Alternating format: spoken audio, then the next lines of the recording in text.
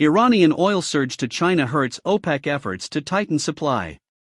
The torrent of Iranian oil that's been gushing into China in recent weeks is crowding out imports from other nations and threatening to complicate efforts by the OPEC Plus alliance to tighten supply in the global market. China, the world's largest crude oil importer, is currently buying close to 1 million barrels a day of sanctioned crude, condensate and fuel oil from the Persian Gulf nation, according to estimates by traders and analysts. That's displacing favored grades from countries such as Norway, Angola, and Brazil, traders said, and resulting in an unusually quiet spot market. Most refiners and traders around the world are reluctant to buy Iranian crude because of U.S. sanctions, which can result in repercussions like being cut off from the American banking system. However, the seemingly unstoppable rally in global crude prices is making the sharply discounted Iranian oil increasingly attractive to Chinese buyers, including its independent refiners, which account for around a quarter of the country's crude processing capacity.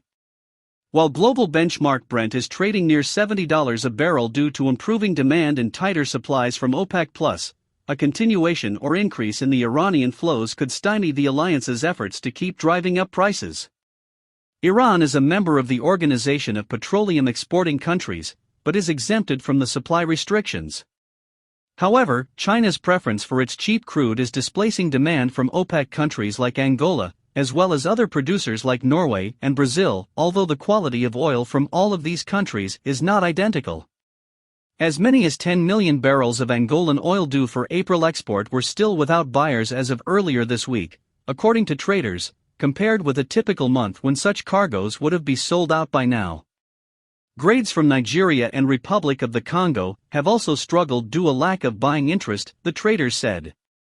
3 supertankers carrying oil from Norway's Johan Sverdrup field have been floating off China for at least 2 weeks without discharging, shipping data show. Only 16 million barrels of North Sea crude left Europe for Asia in February, the least in 4 months, with the downward trend likely to continue in the short term, said traders involved in the market.